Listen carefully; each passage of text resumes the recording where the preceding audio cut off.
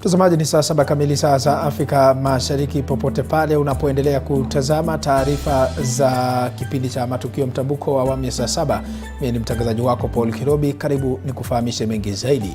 Mswada wa kumbandua gavana wa Meru Kawira Mwangaza kutoka afisini unajadiliwa katika bunge la kaunti hiyo. Ni baada ya wakilishi wadi 67 kati ya 69 kuridhia ombi la mwakilishi wadi wa Abogeta Mashariki Dennis Kiogora, ambaye pia ni kiranja wa wengi katika bunge hilo. Kiogora anasema kwamba gavana huyo amekiuka katiba na kutumia vibaya afisi yake. Kwa sasa tuvuke moja kwa moja hadi katika kaunti ya Meru, tuungane naye mwandishi wetu wa habari John Java tuarifu mengi zaidi. Kama unanipata John Java Kiania, tuarifu ni kipi ambacho kinajiri kufikia sasa, na hoja hiyo imepokelewa namna gani katika bunge la kaunti?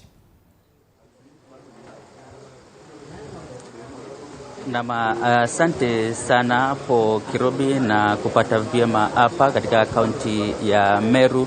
Asa nipo hapa katika afisi ama bunge la kaunti ya Meru, ambapo wawakilishi wadi 68 wameweza kujumuika hapa katika kikao cha siku ya leo, ili angalau kuweza kujadili hii hoja ambayo imeweza kuwasilishwa na mwakilishi wadi wa Abogeta Magharibi ambaye anajulikana kama DMK Kiogora, akiwasilisha hoja ya kuweza kumbandua afisini gavana wa kaunti hii ya Meru Kawira Mwangaza kwa kile ambacho anataja ni kwamba amekiuka sheria katika utendakazi wake na kukosa pia kufuatilia baadhi tu ya masuala hitajika ambayo yanahitajika katika sheria.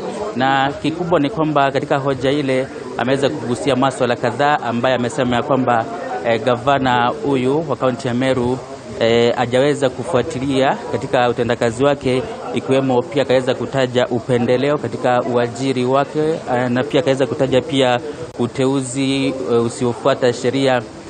Pia ameweza kusema kwamba kumekuwa pia na kukiuka katiba katika uajiri, na kaweza kutaja kwamba katika kazi zake pia ameweza pia kuwa akiweza kuajiri watu katika shughuli zake za kila siku, hasa katika barabarani kule.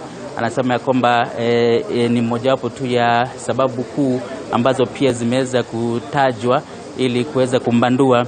Na pia inasemekana ya kwamba ameweza pia kukiuka amri ya mahakama, kwa sababu ya kwamba mahakama iliweza kuamuru wafanyikazi wanne ambao wanafanya katika serikali ya kaunti ya Meru waweze kurudi kazini, na hivyo basi hawajaweza kurejea kazini, na ndiposa ya kwamba basi wanachukua ama wanatumia hiyo kama mojawapo pia sababu za kuweza kumbandua afisini. Pia kuna baadhi tu ya masuala mengi tu sana ambayo yameweza kutajwa katika baadhi tu ya sababu kuu, na kikubwa ni kwamba sasa ni la kusubiria ni kuona vile kutavyoelekea, kwa sababu kwa sasa gavana wa kaunti ya Meru itabidi pia kuna nafasi pia kujitetea ili kuweza kujua ni kipi kitakachochukua kinajiri. Lakini kumbuka ya kwamba gavana huyu amekuwa katika wakati mgumu sana katika utendakazi wake, na mawakilishi wadi hawa 69 ambao pia wamekuwa wakilalamika kutokana pia na utendakazi wake ambao umesemekana ya kwamba ni duni kabisa, na kumekuwa na vurumai. Kumbuka pia alikuja katika bunge ili kuweza kutoa hotuba yake ya kaunti, na akaweza kuzuiliwa na wawakilishi wadi wale wakaweza kuondoka katika bunge hili. Kwa hivyo ukaribu wake na speaker pamoja pia na wawakilishi wote 69 umekuwa ukidodora kila kuchao. Na kwa leo mwakilishi mmoja ambaye ni wa Kiagu ambaye anajulikana kama Kiambi Ngaruni ndiye pia pekee ameweza kutoonekana katika kikao cha siku ya leo, ambacho inasemekana kwamba ndiye mwakilishi mmoja tu ambaye anapingana na hoja hii ambayo imeweza kuwasilishwa na mwakilishi wadi wa Abogeta Magharibi. Kwa hivyo kwa sasa ni kusubiria tu kuweza kujua ni kipi kitakachoendelea kwa sasa. Ila Kirobi, labda kama uko na swali unaweza uliza. Naam, John Java Kiania, sidhani kama nina swali kwa sababu tayari ni kama vikao vyenyewe tayari vimeshaanza na inaendelea kwa sasa. lakini mwendo wa baadaye tutarejea kwako utujuze mengi zaidi. Asante sana John Java Kenya kutoka kaunti ya Meru kwa kutupasha ni yapi ambayo yanajiri kwa sasa na kina nani na nani ambao wanajaribu kupinga hoja hiyo ya kubanduliwa kwa gavana wa Meru Kawira Mwangaza. Tukiachana na hayo, kwingineko ni kwamba maafisa wa polisi katika kaunti ya Migori wanamzuilia mhubiri mmoja anayeaminika kumnajisi na kumuua mtoto wa miaka 10 eneo la Rangwe katika kaunti ya Homa Bay. Kamanda wa polisi katika kaunti ya Migori Mark Wanjala amethibitisha kukamatwa kwa mhubiri huyo. Ripoti ya polisi inaonyesha kuwa mhubiri huyo alikuwa mafichoni katika kanisa la Kuoyo, kijiji cha Mapera katika eneo bunge la Suna Mashariki, na alikamatwa baada ya mwanachama mmoja wa Lejo Maria kuwafahamisha maafisa wa polisi. Mshukiwa mwenye umri wa miaka 18 alikamatwa na kupelekwa katika kituo cha polisi cha Migori kabla ya kuhamishwa hadi kituo cha polisi cha Rangwe. Mshukiwa atafunguliwa mashtaka ya ubagaji na mauaji katika mahakama ya Homa Bay. Jana ambaye anaitwa Rafael Okinyi wa miaka 18, nasikia anaitwa kasisi ya Lejo Maria. Iko incident ilifanyika huko Rangwe ambaye mtoto wa 10 years alikuwa defiled na baadaye akawawa, na wanasema huyu kijana ndiye alifanya hiyo kitendo na akatoroka huko Rangwe akakuja akaingia hapa area ya Migori kwa kanisa ya Lejo Maria, iko area inaitwa Kuoyo. So wali direct na askari wameenda wamemkamata huko na anarudishwa huko Rangwe aweze kushtakiwa na hiyo mashtaka ya mauaji ya huyo mtu. Mbali na hayo, mtazamaji, wa bunge kutoka Bonde la Ufa wametishia kuwasilisha hoja kumbandua waziri wa biashara Moses Kuria kwa kile wanachodai ni mpango wa kuwakandamiza wakulima nchini. Hatua hii inajiri baada ya waziri huyo kusema kwamba serikali haitonunua mahindi moja kwa moja kutoka kwa wakulima. Hebu kwa sasa tuwasikilize. Ya miwa iliuawa kwa njia hii ya kuleta sukari ambayo ilikuwa gushi, ambayo ilikuwa na mercury. Na tumeona wale makateli pia wameanza kujipanga kuleta mahindi ambayo ni gushi, na kilimo ya mahindi hii Kenya itakufa. Na mimi nimuulize Mheshimiwa Waziri Kuria kwamba yeye si mbunge wa Katundu ile ya zamani tena, ni waziri, awache kutoa matamshi ambayo tunaita kwa kizungu reckless, because those are completely reckless statements that can only come from a person who is coming from a bar, not a person coming from a government minister. And what we want to tell the rest of the country that we are a responsible government. We are a government that will listen to the people, and the people of Kenya are saying no to importation of GMO, no to importation of maize, because we have enough maize in this country. And the millers should stop misadvising the Honorable Moses Kuria into believing that we don't have enough maize in this country. They are misadvising him because they want to lower the cost of a bag of maize for their profitability, because we know that the cost of maize production is very high, and that for a farmer to benefit, to break even, one bag should cost about 5,000 or 6,000 shillings. And what the millers are doing is to misadvise the minister that we have no maize in this country, so that they can bring in duty-free maize from countries that we are not sure whether is good maize, whether is GMO. We remember one day we had maize that had aflatoxin, that we are not sure whether those maize are the ones that caused the issues of cancer to escalate. And I want to tell the minister that at least we are more than 45 members of parliament. We speak on behalf of millions of farmers. We may be few, but the voices that are behind us, the prayers that are behind us, the wishes and the hope that the Kenyans put in us, those of us who are here and some who are not here, I'm sure we will go to mount a force that will ensure no GMO of maize will be imported in this country. And if Moses Kuria goes ahead to say that he has to bring those maize, we will invite millions of farmers in Nairobi. We will take farmers. Na mtazamaji, ni baadhi tu ya wabunge ambao kidogo wameelezea hisia tofauti kuhusiana na ya mahindi ya GMO. Kwa sasa mtazamaji, wacha tuvuke katika kaunti ya Trans Nzoia. Tusikilize wakazi wa kaunti ya Trans Nzoia wanasema nini kuhusiana na GMO, mahindi ya GMO ambayo imezalishwa na inatarajiwa kufika humu nchini. Tayari inaarifiwa ilikuwa iwasili siku ya leo. Boniface Baraza, kama unanipata kwa njia iliyo safi zaidi, wakazi wa kaunti ya Trans Nzoia wanasema nini kuhusiana na GMO na msimamo wao ni upi? Asante sana mwenzangu, tunakuja moja kwa moja toka kijiji cha Luhunabii na ubunge la Saboti kaunti ya Trans Nzoia, siku chache baada ya kuangazia kikundi cha kina mama washindani na uzi. Tumefika hapa ama tumerejea hapa baada ya kuangazia kilio chao na jitihada zao wanazofanikisha za ushonaji. Kikundi ambacho kilioleta kwa pamoja kina mama wakiwemo wajane na hata kina mama wachanga, ili kuwapa ujuzi ambao unawasaidia kupata kipato cha familia. Waziri wa viwanda katika kaunti hii wa biashara na viwanda Stanley Kirui, baada ya kuona taarifa hiyo, amekuwa mwenyeji kwao na ametoa ahadi tele za kuona kuwa anaweza kukwamua kikundi hiki. Na moja kwa moja acha tuzungumze na mama, tuambie umepokeleaje ujio wa waziri hapa. Songea hapa mami, tutajitambulisha kwa majina. Tulikuja hapa tukaangazia, leo tumerejea na waziri. Mnapokeleaje? Nashukuru katika hiyo nafasi. Majina ni Jane Bahati. Nashukuru kwa sababu ya kitengo hiki cha TV47 kutuangazia sisi wa mama. Kikundi hiki cha wamama kinaitwa Shindano na Uzi, ambapo tulikuwa ni watu wa chini sana. Wakati ambapo tunashona hizi vitambaa, tunajikuta ya kwamba hatuna uzi, tunajikuta hatuna vifaa, tukashindwa tutafanya namna gani kama wamama. Tuna mama yetu hapa ambaye ni mkubwa kwa umri, ambaye amekuwa ni mshauri mkubwa, ambaye ni huyu mama ndiye amekuwa ni mwalimu wetu.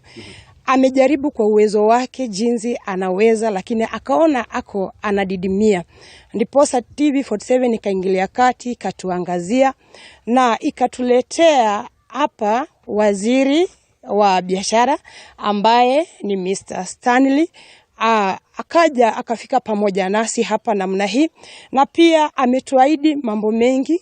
Ametuahidi ya kwamba atatuletea mashini ya embroidery ambayo itafanya kazi yetu pia ikuwe ni rahisi, na pia akatuangazia kwamba atatupea soko, kuna wafadhili ambapo tukifanya kazi yetu hii itakuwa ni rahisi sana. Wateja wakija kuchukua, sisi tutasimama pamoja na familia zetu, tutakuwa wa msaada na tutakuwa wa baraka. Napenda kumshukuru Mr. Stanley kwa kuja mahali hapa. Si kawaida kuwafikia watu wa kitengo cha chini kama sisi wa mama. Tunajua ya kwamba kupitia katika msaada wako, kupitia jinsi umefika katika eneo hili, tutainuka, tutasimama imara na pia tutaunda vikundi zaidi ili tuwe manufaa katika jamii zetu. Ninakushukuru sana Bwana Stanley. Asante. Kwa sababu ya muda nitasema naye waziri. Waziri, jongea hapa kwa kifupi tu. Mwanzo umefika, umeiona, imekujengea picha halisi, unazungumziaje na kama serikali mnalenga kuwasaidia vipi hawa?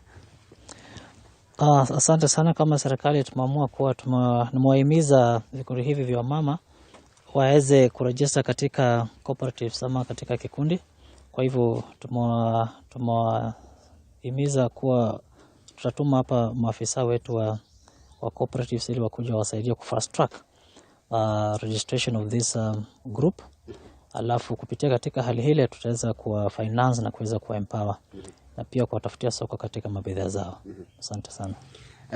Kulingana na kile ambacho wanafanya, wewe umejifunza nini na ungependa saa kina mama vijijini wafanye nini? Jambo la kwanza tu ambalo nimeweza kukua moved sana katika ile kikundi ni kuwa tuwafanyi tu maneno na biashara, lakini pia wametumia kukuja pamoja ili kuweza kuzuia zile changamoto ambazo wanapitia katika marriage zao. Kwa hivyo umeona katika wakati wanakaa pamoja kama kikundi, mambo mengi na changamoto ambazo wanapitia kwa marriages wanaweza kusolve. Unahimizaje wale akina mama ambao wameketi tu nyumbani kwamba hamna kazi? Umefika hapo umeona kile ambacho wanafanya. Ujumbe wako kwa akina mama ambao wanaketi tu nyumbani kwamba hamna kazi?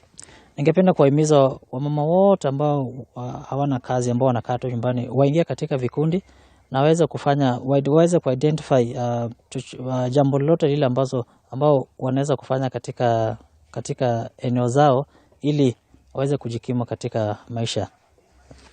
Naam, asante sana. Huo ni usemi wake Waziri Stanley Kirui ambaye ni waziri wa biashara, viwanda na pia vile utalii katika kaunti hii ama katika serikali yake. Gavana George Natembeya ametoa ahadi ya kuwapa mashine na pia vile akatoa ufadhili wa shilingi takriban 10,000 kwao, na pia ametoa ahadi nyingine ya kuwapa soko mahali ambapo watakuwa wanauzia bidhaa yao baada ya kushona, watakuwa wanauzia bidhaa yao hapo sawa na kuwatafutia soko mbadala. Na akatoa changamoto kwa vijana bali si akina mama pekee, kujitosa kimasomaso, kutumia ujuzi walionao angalau kusaka kipato cha siku badala ya kulalama kwamba hamna ajira. Kufikia hapo niruhusu nitimishe kwa sasa na kuzama kwako studioni.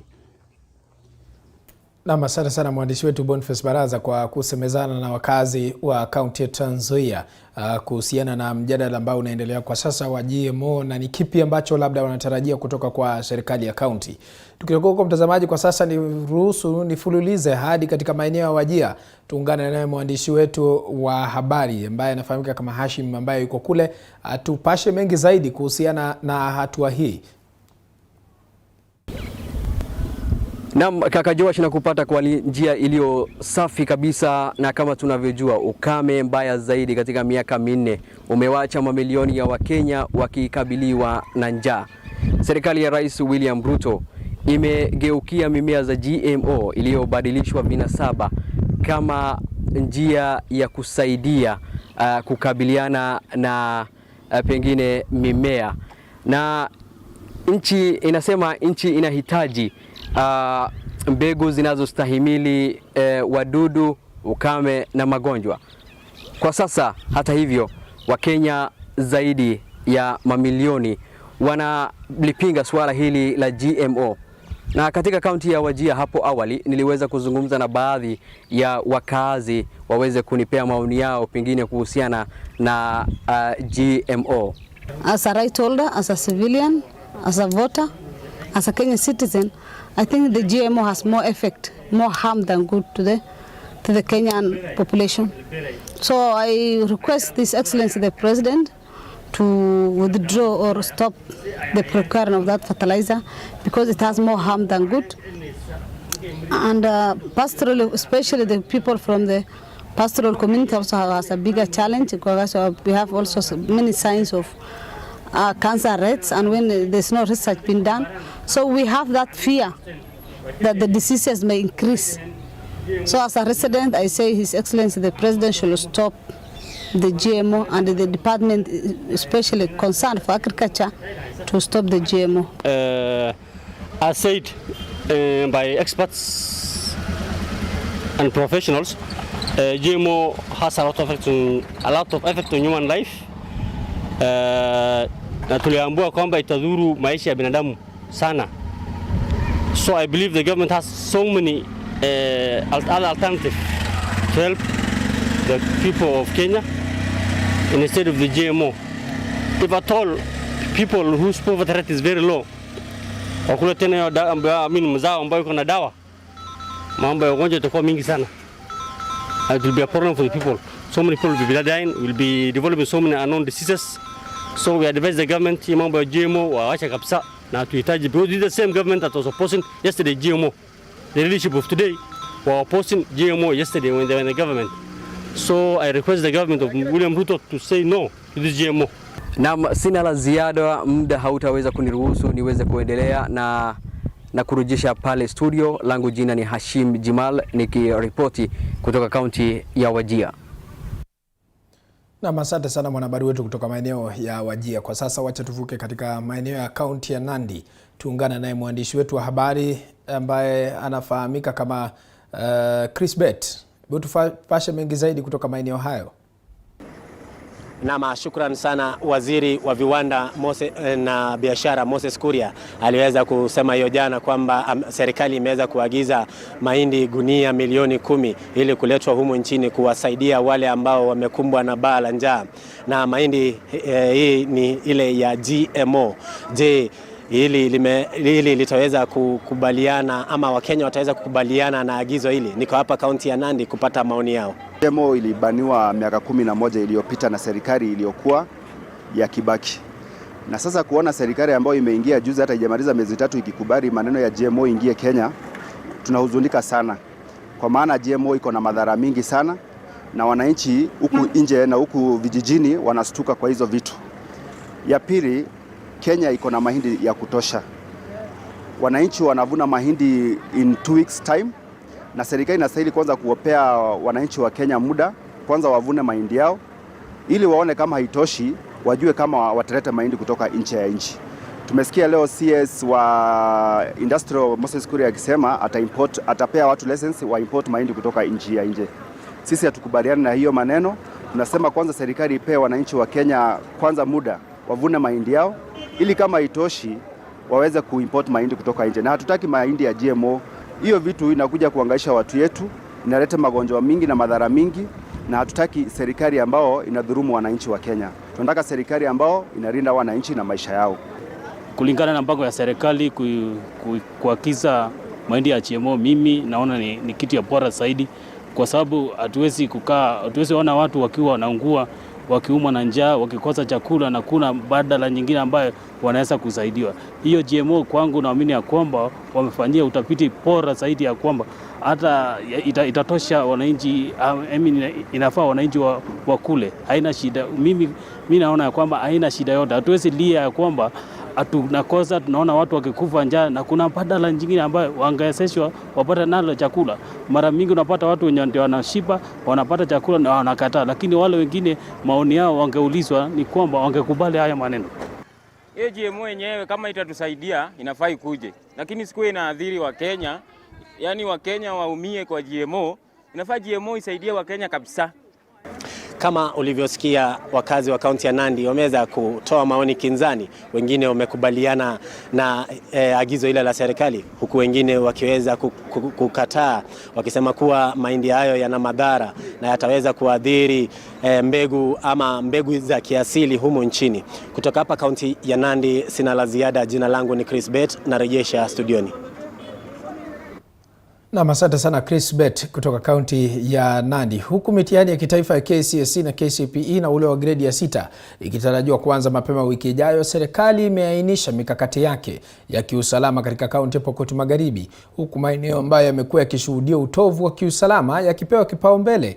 Akizungumza baada ya mkutano na maafisa wa usalama eneo hilo, kamanda wa polisi Peter Katam amekariri kuwa usalama umeimarishwa zaidi katika maeneo ya Pokot ya Kati na Pokot Kaskazini, huku baadhi ya shule katika maeneo hayo yakipewa zaidi ya maafisa wawili wa usalama. Tayari baadhi ya watahiniwa wa KCSE wanaofanya masomo spesheli kama vile lugha za kigeni, muziki na lugha ya ishara wameanza mitihani yao, huku mtihani wa darasa la 8 KCPE na ule wa gredi ya 6 ikitarajiwa kuanza Jumatatu ijayo. Challenged areas like Pokot Central, Pokot North, and we have in place enough security to make sure that those exams will go on uninterrupted. Of course, there are schools which will post more than 2 officers per class, just to make sure that security is up to date. So we are ready and prepared, and this is why we are having this meeting today, just to discuss modalities of supervising this exam so that we have it without any incident. Kwingineko mtazamaji, ni kwamba kamati inayoshughulika na masuala ya ardhi na mipango katika kaunti ya Kiambu inataka gavana Kimani Wamatangi asitishe ujenzi wa mijengo katika kaunti hiyo ili zifanyiwe uchunguzi. Kulingana nao, wajenzi wengi wamepatikana wakikiuka sheria na kujenga zaidi ya orofa kinyume na ruhusa waliopokea kutoka kwa serikali ya kaunti. Kamati hiyo ilifika katika eneo ambalo jengo lililoporomoka siku ya Jumatatu, masaa chache baada ya gavana kuamuru wakazi waondolewe kwenye jengo hilo baada ya mianya kuonekana kwenye kuta. Wakati huo huo, kamati hiyo inataka serikali ya kaunti ya Kiambu iwalipe fidia wakazi na wafanyabiashara waliopoteza mali yao baada ya jengo hilo kuporomoka. We are urging Governor that all the constructions going on in Kiambu County, you halt all of them with immediate effect until at such a given time that we'll be able to identify the buildings that can be able to hold and those ones that cannot be able to hold. Those ones that cannot be able to hold, we are requesting you to bring them down so that we can be able to protect the lives of our innocent Kenyans. Ni kama tungekuwa na komiti mzuri ambaye ingepangwa, watu wanakaa chini, hakungekuwa na mashida kama hii. Kwa hivyo ningeomba serikali yetu ya Kiambu tukiongozwa na gavana wetu wa Matangi watengeneze hiyo komiti, tuangalie ule atarara kwa kasi yake anaondolewa. All the buildings which are not approved to stop. There is a force that is influencing the decision makings of the county assembly. There is a force that is also influencing the way in which the developers tend to ignore the laws and the regulations that are supposed to be followed by a county assembly.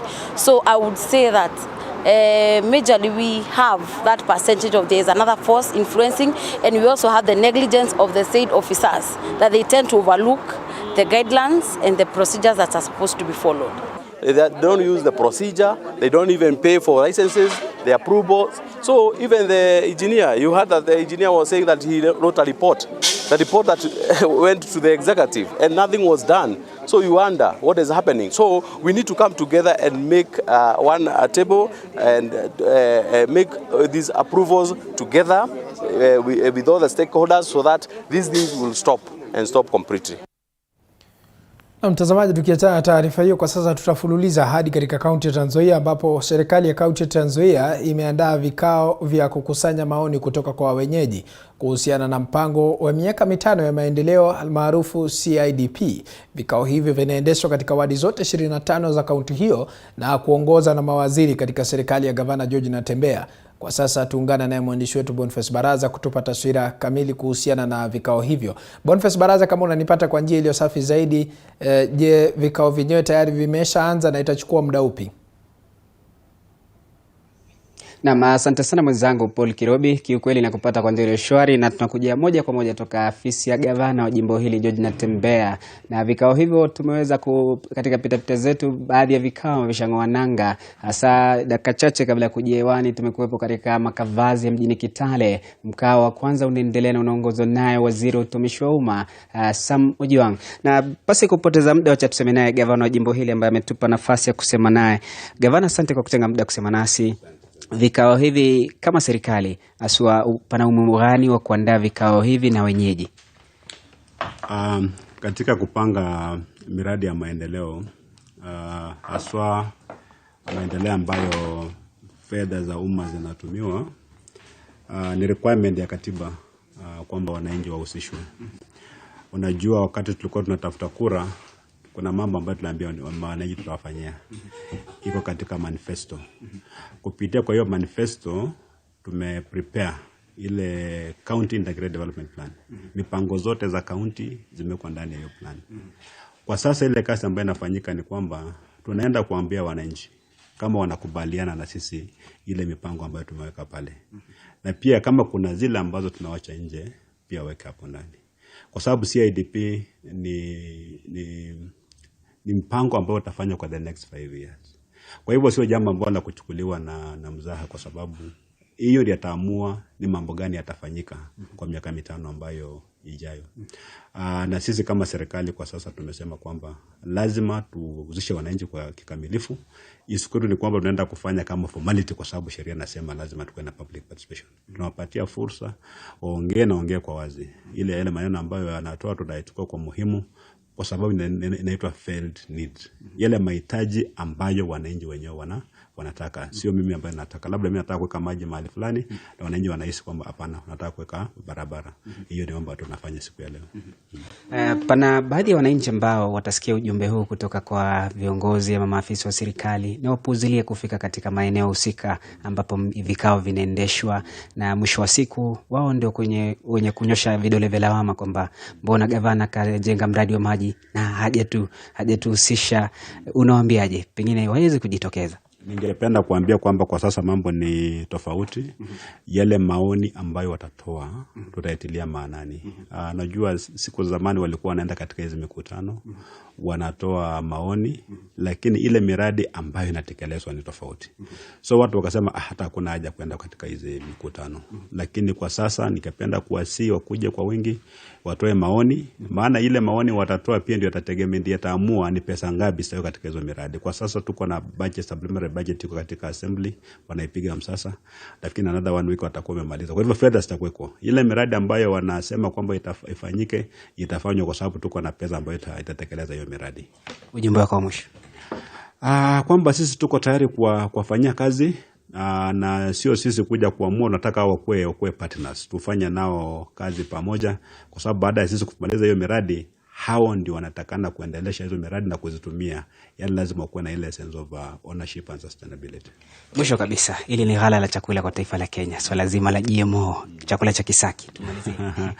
Maoni yangu ni kwamba tunahitaji utafiti zaidi kuhusu mambo ya GMO. Sisi kama taifa la Kenya tuko na chakula cha kutosha. Kwa mfano Trans Nzoia tuko na chakula kingi sana. Alafu napata sehemu zingine hawana vyakula. Jambo la dharura ni kuhakikisha kwamba sisi kama wala ambao tunalima mahindi kwa mfano, na tumevuna mahindi mengi, haya mahindi yatafikiaje wale wenzetu ambao kule Samburu, Turukana, sehemu zingine za Kitui, labda ambao hawana chakula. Kukimbilia GMO kwa sababu hatuna chakula, hiyo maneno sikubaliana nayo kabisa. Chakula kinapotea, kinaoza hapa kwetu kwa sababu hakina soko. So that's my opinion kwamba mambo ya GMO.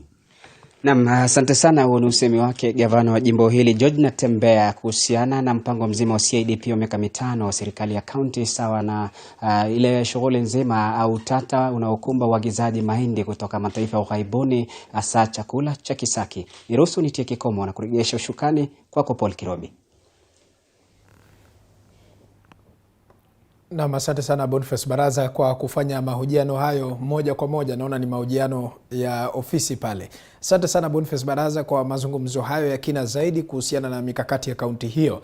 Kwa sasa mtazamaji, niruhusu nichukue pumziko mafupi, lakini tukirejea tunakuja na mengi zaidi. Kwa hiyo usiende mbali.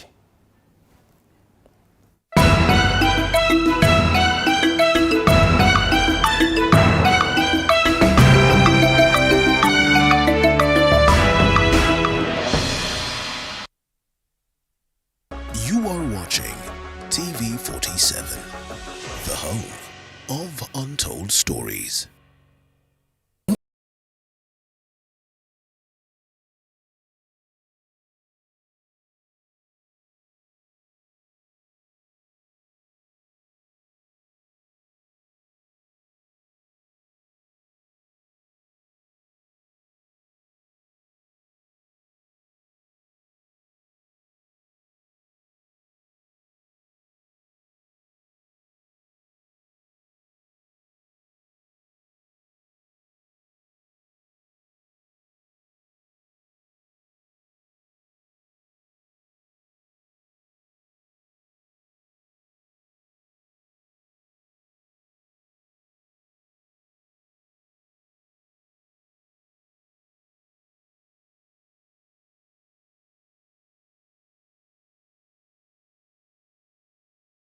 Of soft living.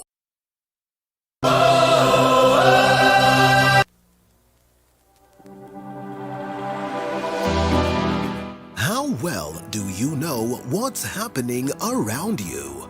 Morning Cafe with heated political debates. Baraza la Siasa. Hiyo kitu azungumzie, angalie hali ya maisha ya watu. Informative health discussions. Business, farming. Tasty Wednesday, Fitness Thursday, and Feel Good Friday with amazing DJs, celebs, waimbaji, kuna comedians, alafu kuna wajinga, and music bands every Monday to Friday from 6 a.m. to 9 a.m.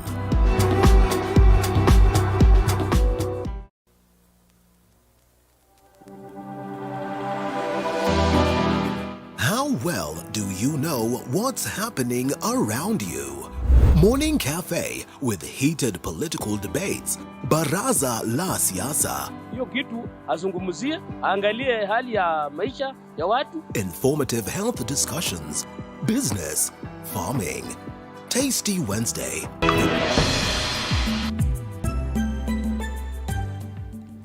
Naam, karibu tena mtazamaji, nizidi kukupasha mengi zaidi sasa wakati huu wa saa 7. Waziri wa Elimu Ezekiel Machogu anasema kuwa serikali imetenga shilingi bilioni 1.9 kwa mradi wa chakula cha wanafunzi shuleni, akipinga madai kuwa mradi huo ulisimamishwa. Kwa upande wao, maseneta wanasisitiza kuwa hakuna chakula chochote ambacho kimefika shuleni kutoka kwa serikali, huku wakiitaka majibu kamili. Hebu kwa sasa tusikilize yanayojiri. Slum areas and also informal settlements, particularly in Nairobi, because we are realizing that they are also needy. So the program will continue, and even one other possibility we are looking at so that the sustainability of this particular program and we are able to expand on the same is also engaging the development partners so that we see whether they can be able to support the program, because Chairman, as you are aware, like there before, we used to have a food program which used to assist also this program until 2018. 2018 is when they stopped assisting this particular program. So we are engaging not only World Food Program but also the other development agencies like World Bank and the rest, so that from there they can support the GOK in this particular program so that we increase the number. The other one, Chairman, is that as already indicated, of course, we have other far-reaching recommendations that we have as to the sustainability of this program, where we are also encouraging communities around to devise and come up with homegrown solutions. Like if they can be able to grow food around the school, even some schools we are also encouraging, like those which have water, that they can also grow food within the school community, so that when we have the little funds, rather than buying from faraway areas, from Nairobi or the county headquarters, the people, the communities around. Naam, mtazamaji, picha hiyo ni ya hapo awali, lakini ni taarifa ambayo mpaka kwa sasa bado ingali inaendelea, na tutakujuza mengi zaidi mwendo wa baadaye, aswa saa 1 na saa 3 kamili. Kwa sasa tuangazie taarifa nyingine, ambapo hii leo kamanda wa polisi katika kaunti ya Nakuru pamoja na makamanda wa maeneo mabunge katika kaunti hiyo wanafanya mkutano wa kujadili masuala ya usalama wa kaunti hiyo tunapoelekea kwenye msimu wa sherehe za Krismasi. Moja kwa moja tunaungana naye mwandishi wetu Chichi Josephine atueleze ni kipi ambacho kinatarajiwa kujiri katika mkutano huo, na iwapo mkutano wenyewe umeanza ama bado. Chichi Josephine, kama unanipata kwa njia iliyo safi zaidi, hebu tufahamishe mengi zaidi. Nakuelewa kwamba kwa muda uliopita tuliweza kuona taifa la Kenya likikumbwa na swala tu la ukosefu wa usalama, na hivyo basi katika kaunti ya Nakuru pia tumeshuhudia visa tofauti tu vya utovu wa usalama, na hivyo basi hii leo mkutano utakuwa ukifanyika kati ya kamanda wa kaunti, kamanda mkuu wa kaunti hii ya polisi ama kaunti ya Nakuru, na pia yule ambaye atakuwa ni gavana wa kaunti ya Nakuru ambaye ndiye Susan Kihika, pamoja na wale ambao ni makamanda kutoka maeneo bunge tofauti katika kaunti ya Nakuru. Elewa kwamba watakuwa tu wakijadili swala la kuweza kuhakikisha kwamba kuna usalama katika kaunti hii wakati ambapo tunaelekea katika msimu wa Christmas. Na hivyo basi ni hivi sasa niko naye yule ambaye ni kamanda wa polisi katika kaunti ya Nakuru, ambaye atanieleza zaidi kuhusiana na kile ambacho labda wanakuja kujadiliana. Elewa kwamba gavana wa kaunti ya Nakuru anatarajiwa kufika wakati wowote kuanzia sasa, na hivyo basi tutakuwa tukizungumza na kamanda wa polisi ambaye ni Peter Mwanzo aweze kutueleza tu mengi kuhusiana na mkutano wa siku ya leo. Basi shukran sana kamanda wa polisi, na tuko moja kwa moja katika runinga TV47. Nieleze kuhusiana na mkutano wa siku ya leo, mnajadili nini hasa? Na mkutano wa leo tunajadili tu mambo ya usalama. Mambo ya usalama katika kaunti hii ya Nakuru. Ukijua kwamba huu ni mji, is a city. Status yake iko juu. Na tungependa katika hii kaunti iweze kufaulu. kwa mambo ya economic development na mambo mengi. Na haya mambo mengi hawezi saa zingine kufaulu kama kuna utovu wa usalama. Hiyo ndio sababu naona kama sasa tumeita wakuu wote wa usalama hapa. Tuko na huyu ni Bwana Sunguti. Bwana Sunguti ndiye Criminal Investigating Officer Nakuru. Na niko na Bwana Sohera hapa. Sohera naye ndiye mkubwa wa SIPO APS, inaitwa Critical Infrastructure Protection Unit. Na niko na mkubwa mwingine hapa ambaye ndiye mtu wa kupanga mambo ya operations katika hii county ya Nakuru. Na huu mkutano unatokana na ile mikutano miwili tulikuwa naye Nairobi, ambapo tuliweza kuwa na mkutano na wakubwa wengine wa polisi na wakubwa wetu, Inspector General, Deputy Inspector Generals, na hatimaye tukaenda State House. Tukapata nafasi ya kwenda State House na tukazungumza na mkubwa na rais mwenyewe. Na rais mwenyewe akatupatia assurance yake ya support kwamba tufanye kazi ile ambayo kila mtu afanye kazi yake vizuri. Na hilo ndilo jambo pia nimeita hawa sub county commanders ama OCPDs na OCS kuweza kupatiana huo ujumbe kwamba hatuna lingine la kufanya ila tu kupatiana usalama kwa watu wetu wa Nakuru, na kila mtu aweze kufanya kazi yake kulingana na vile inavyohitajika. Tunashukuru kwamba wakati nilitaja hilo jambo, tulizungumza na governor, akasema yeye atakuja pia awe na opportunity yaweza kuinteract na hawa commanders, kwa sababu kila mahali anapoenda watu wanazungumza mambo ya usalama. Na labda kamanda, unieleze, kwa muda fulani tumeona Nakuru pia imekuwa na utovu wa usalama. Labda wewe kama mkuu ama yule ambaye ni kamanda wa polisi katika kaunti hii, mmeweka mikakati ipi kuona kwamba utovu wa usalama unapungua? Naam, kitu cha kwanza tumeongeza patrols nyingi, tumeongeza askari wengi. Ukitazama kila barabara sasa kuna askari wengi. Na strategy nyingine ambayo ni kwamba tunahakikisha wale wanaofanya uhalifu wanakamatwa. Na tunafanya kitu inaitwa stern warning. Lakini wakati mwingine kazi ya polisi pia ni challenging, ni ngumu sana. Kwa maana mambo mazuri wakati mwingine yanaweza kutazamwa yafanye kuwa mabaya. Mabaya yanafanya kuwa mazuri. Kwa hivyo unategemea jinsi unavyofanya mambo yako na jinsi unavyojieleza vile unavyofanya. Kwa hivyo sisi kwa sasa tunataka baseline yetu, hatutaruhusu under whatever circumstances, hatutaruhusu utovu wa usalama hapa Nakuru, regardless awe ni nani ama nani anayofanya. Juzi umeona wiki iliyopita askari wangu kutoka pande za Kurusoi waliweza kunasa bangi cannabis sativa, wakanasa magunia 9. Street value yake walisema ni 11 million. Sasa hiyo hapa Nakuru kama ingeingia hapa Nakuru ingeharibu hii bangi, na haribu kizazi. Ukitazama watoto wengi hapo wanaweza kuvuta bangi mapema, wamekuwa kama mazombi, hawa wanakosa kuwa productive. Kwa hivyo tumeweka mikakati, usiku na mchana hatulali, tunaweka vizuizi hapa kuhakikisha kuna usalama Nakuru. Kamanda, swali la mwisho, wewe kama Mkenya pia kando na kuwa kamanda wa polisi, nieleze ni nini hasa unaona kinachangia katika utovu wa usalama? Nizungumzie kama Mkenya wa kawaida. Wengi wanasema kuna kosa kazi, kwamba sina kazi ya kufanya, naamka akona mahitaji yako na hili, lakini mimi najua kazi ile unayofanya hiyo ndio kazi. Hata ukienda hapa kuna stage hapa Nakuru inajengwa, wanatafuta watu wa kubeba mawe. Hata kama ni kwenda kupiga mgodi, enda upige mgodi, lakini si kwenda kuiba. Wengine hata wacha kuiba sasa, wengine makosa wanayofanya, umeshaiba, kwa nini unadunga mwenzako kisu? Na ni binadamu mwenzako, unamdunga akufe kwa nini? Kwa nini unamdunga? Hiyo ni ujeuri, hayo ni makosa ya ukatili ambayo hatutayaruhusu. Kwa hivyo hata kama wanasema hakuna kazi, lakini kwa nini unaiba? Kwa nini unaua baada ya kuiba?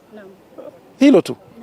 Shukrani sana kamanda kwa muda wako. Hivyo basi elewa kwamba nimekuwa nikizungumza na yule ambaye ni kamanda wa polisi katika kaunti ya Nakuru, amekuwa ni Peter Mwanzo, na hivyo elewa kwamba watakuwa na mkutano hapa ambapo watakuwa wakizungumzia mengi tu kuhusiana na usalama wakati ambapo tunaelekea katika msimu wa sherehe za Krismasi, na hivyo pia kuzungumzia masuala mengi kuhusiana na vile ambavyo wanajiandaa kuona kwamba mitihani itakuwa ikianza. Na hivyo basi ni swala zima la kuweza kufuatilia. Niko testi, niko ange, nitakuwa nikifuatilia swala hili na nitazidi kujuza watazamaji wetu kadri mambo yanavyotokea kuanzia sasa. Na hivyo basi kutoka kwangu sina la ziada, ila tu nitarudisha kwako ama nitarudisha usukani kwenu studioni. Jina langu ni Chichi Josephine. Na asante sana Chichi Josephine kutoka kaunti ya Nakuru kwa kufanya mazungumzo hayo, hasa tunapoelekea katika msimu wa Krismasi. Kumbuka tumebakisha chini ya siku 8 hivi kuelekea katika mwezi wa Krismasi. Kwingineko ni kwamba baada ya wafugaji watatu wa mifugo kupoteza maisha yao eneo la Segel katika kaunti ya Marsabit siku 3 zilizopita, wazee na vijana wa jamii za Rendile na Samburu wamekuwa na mkutano wa kutafuta suluhu la kudumu kuhusu swala la wizi wa mifugo. Na kama Stanley Nyaringita anavyoarifu, wizi huo wa mifugo umepelekea uhasama baina ya jamii zilizoko Samburu na Marsabit. Jamii za Rendile na Samburu wameahidi kukomesha wizi wa mifugo unaosababisha maafa na vita. Wakazi wa kaunti ya Marsabit aidha wamesema kuwa watashirikiana na maafisa wa polisi ili kumaliza uhalifu huu. Jamii hii imekuwa ikilaumiwa na pia ikinyoshewa kidole kwa sababu ya wakora ambao wanatoka katika eneo zingine, county zingine kwa mfano, na wanapitia katika corridor hii na kwenda kugonga majirani wale ambao ni wa karibu na jamii ya Warendile. Na leo tumesikia kwa sauti moja wazee na vijana na warani wa kabila wa jamii hii wakisema kwamba sisi kuanzia leo tutachunga eneo letu, tutachunga area yetu. Hii ni kupata ushirikiano wa hii jamii, pia waweze kuzuia wale wengine ambao wanatoka sehemu za nje kuja kutumika hapa kuiba mifugo pande hii na kuachia pia wao matatizo hapa kati ya wale ambao jamii ambao zinazoishi hapa karibu. Kulingana na Francis Basele kutoka jamii ya Rendile, wizi wa mifugo kutoka kaunti ya Samburu huiba mifugo kaunti ya Marsabit na kisha huacha jamii zilizoko Marsabit zikipigana. Kwa upande wake, Isaac Dokle, mwakilishi wa wazee, amesema kuwa kufuatia ukame ambao hupelekea mifugo kufa, wezi hao wa mifugo huwaibia wafugaji wengine ili kuongeza idadi yao ya mifugo. Tumekubali kuchukua mambo ya salama leo kwa moyo mmoja. Isiwe tunadanganyana. Leo tunasema tuache kuiba, jioni tunasikia maneno mengine. Tafadhali naomba jamii yangu tuache hii maneno hii. Hii ni kitu imepitwa na wakati. Mkutano huu wa wazee na vijana kutoka jamii hizi mbili unajiri siku 3 baada ya wafugaji watatu kupoteza maisha yao eneo la Segel baada ya vita kuzuka baina ya jamii za Rendile na Gabra. Tumemaliza Kambinye, tumekuja hapa saa hii. Na watu ya hapa wametufurahisha sana. Wamesema sisi hatuendi kupiga vita. Wamekubali watakaa na salama, wamekubali hawataenda kupigana na mtu yeyote, na wakasema shida yao ni maji, shida yao ni chakula. Mkutano huu unatarajiwa kutoa msukumo unaohitajika kwa juhudi za kujenga amani katika kaunti ya Marsabit na maeneo jirani kwa jumla. Stanley Nyaringita, TV47, Nairobi. Tukitoka kwa mtazamaji, kwa sasa tunaelekea maeneo ya Pwani ambapo mahakama kuu mjini Mombasa imeanza kusikiliza ombi la kupinga kuchaguliwa kwa Fatuma Achani kama gavana wa Kwale kwenye uchaguzi mkuu wa Agosti 9. Mlalamishi alimueleza Jaji Francis Gikonyo kwamba matokeo yaliyotangazwa na Tume Huru ya Uchaguzi na Mipaka ya IEBC hayana misingi ya kudhibitisha ushindi wake. Ziwe Juma alisema uchaguzi huo ulikumbwa na visa vya hongo na kutishiwa wapiga kura na kusababisha mshindi halisi kunyimwa ushindi.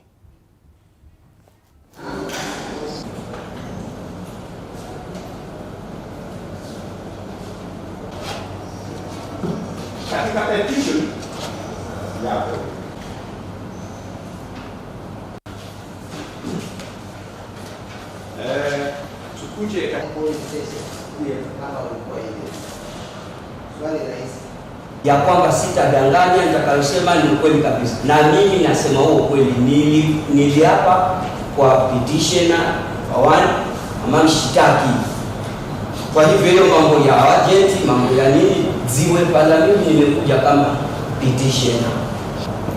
Mimi katika Kwale sikuwa nang'ang'ania kiti chochote, mwananchi wa kawaida. Alikushinda wewe kwa kura 5,702. Unakubaliana na hiyo? Hiyo sikubaliani na